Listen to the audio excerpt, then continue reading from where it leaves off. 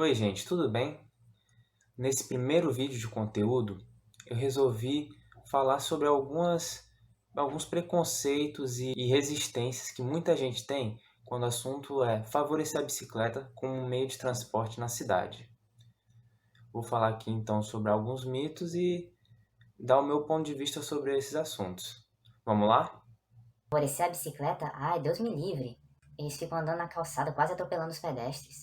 Eu não quero favorecer as bicicletas, eles ficam andando no trânsito devagar, atrasando todo mundo. Bem, esses dois tipos de argumento, eles ilustram como que é importante ter uma infraestrutura dedicada à bicicleta, na verdade. Porque quando a bicicleta anda em um local que não é adequado, provavelmente são sintomas de que está faltando uma infraestrutura própria para ele.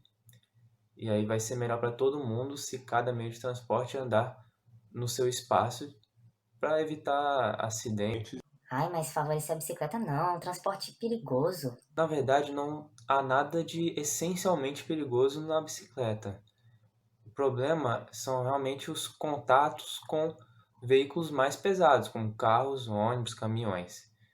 Então isso só reforça a necessidade da gente pensar, exigir mais infraestrutura cicloviária, de forma a reduzir esses riscos de acidentes.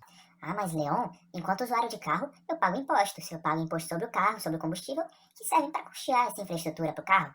O ciclista ele não paga esses impostos. Vai tirar o espaço do carro para a bicicleta? Na realidade, o custo de infraestrutura para carros no Brasil é bem superior aos impostos que são pagos pelos usuários de carro. 85% de todo o orçamento para infraestrutura de transporte é gasto só com infraestrutura para carro, sendo que quem são os usuários de carro? São só cerca de 30% da população brasileira. Então, na verdade, a sociedade ela paga, né, para que os donos de carro possam andar de carro. Então, assim, é uma área deficitária que não se sustenta no tempo. Ela está sempre sugando recursos de outras fontes de arrecadação do Estado, que poderiam estar servindo para outros serviços, como, por exemplo, para custear um transporte mais sustentável e com um preço mais barato.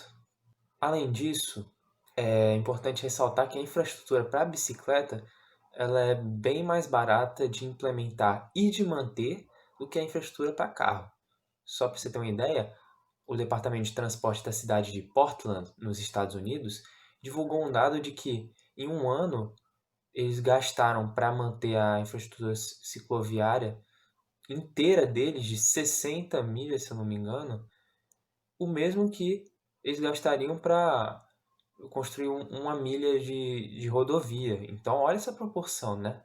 Vale a pena a gente repensar esse modelo. Ah, mas Leon, bicicleta é transporte de rico e coisa de lazer de fim de semana. Não tem que ser central da política de mobilidade urbana. É bem verdade que a maior parte da infraestrutura cicloviária nas cidades brasileiras, ela se concentra nos bairros mais ricos. Aqui no Rio de Janeiro, por exemplo, alguns dos bairros que têm mais ciclovias são justamente os bairros ali da Orla e também em torno da Lagoa Rodrigo de Freitas. Mas ainda assim, 40% dos ciclistas brasileiros têm renda de até 2 salários mínimos. Imagino que a gente não teria se a distribuição das ciclovias fosse mais justa. Além disso, é importante ressaltar que a bicicleta ela tem potencial sim para ser uma das principais formas de se deslocar no dia a dia.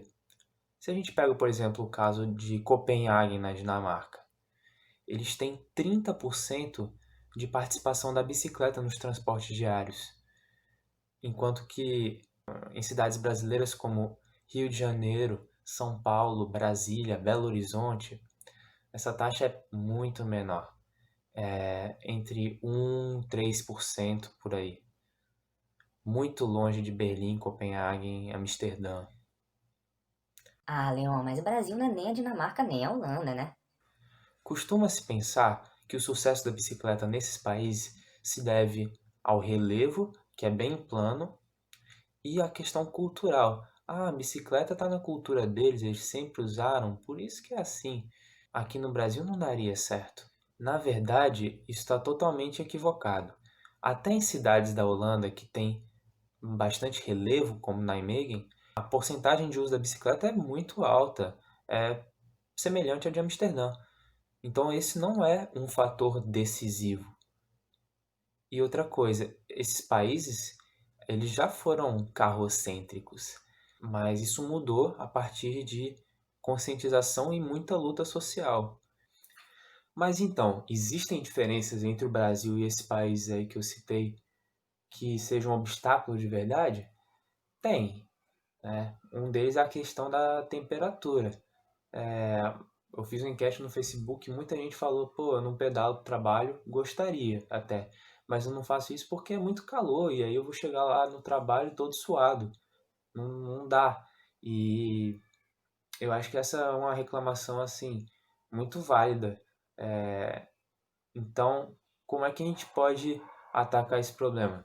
Eu acho que um dos caminhos possíveis é você integrar essa luta por ciclovias com a luta pela arborização das ruas. Por quê? Porque as árvores vão trazer sombra e vão reduzir a temperatura. Mas o legal é que isso não beneficia só os ciclistas, isso que é bom. Você pode agregar apoio de outros grupos da sociedade, principalmente os moradores dessas ruas. Afinal, a folhagem das árvores ela também serve para fazer uma barreira acústica e reduzir então todo esse ruído da rua.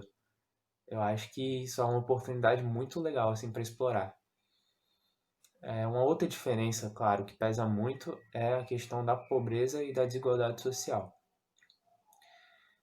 Eu acho que assim, se a gente quer pensar em uma transição ecológica, o mais importante de tudo, né, não dá para abordar todo esse aspecto da pobreza e da desigualdade social de forma satisfatória aqui nesse vídeo.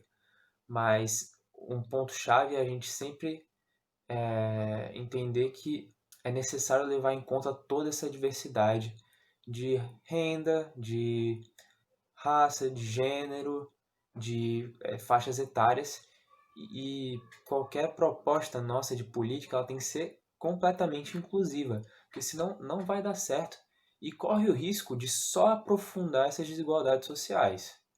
Bom, galera, eram essas as ideias que eu queria compartilhar com vocês. Então a gente viu que a infraestrutura cicloviária ela traz mais segurança tanto para quem anda de bicicleta quanto para quem não anda.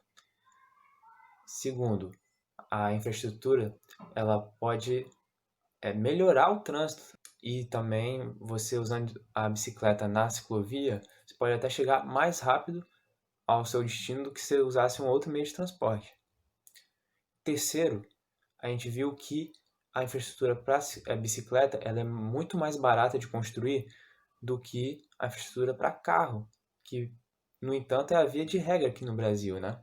E isso, por sinal, é uma forma de você transferir renda para os 30% que tem carro, que não são tão diferentes assim dos 30% mais ricos, né? E em quarto e último lugar, a gente falou que a bicicleta ela pode sim ser um meio de transporte prático para o dia a dia e um meio de transporte que seja democrático. Afinal, se você criar as condições para isso, é um meio de transporte que é barato e que pode se estender a praticamente todos os grupos sociais. Para mais argumentos a favor da bicicleta, estou deixando aqui na descrição um site que se chama Cycling Fallacies, que traz esses argumentos que eu dei e muitos mais. Assim, se alguém reclamar de ciclovia, você já está afiado. A bicicleta é estratégica para promover inclusão social, direito à cidade e a descarbonização da nossa sociedade.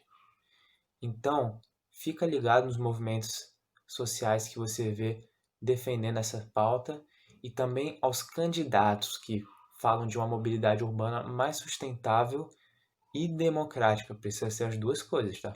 Espero que você tenha gostado do vídeo. Dá um like aqui, se inscreve para ir acompanhando os meus vídeos. Beijo!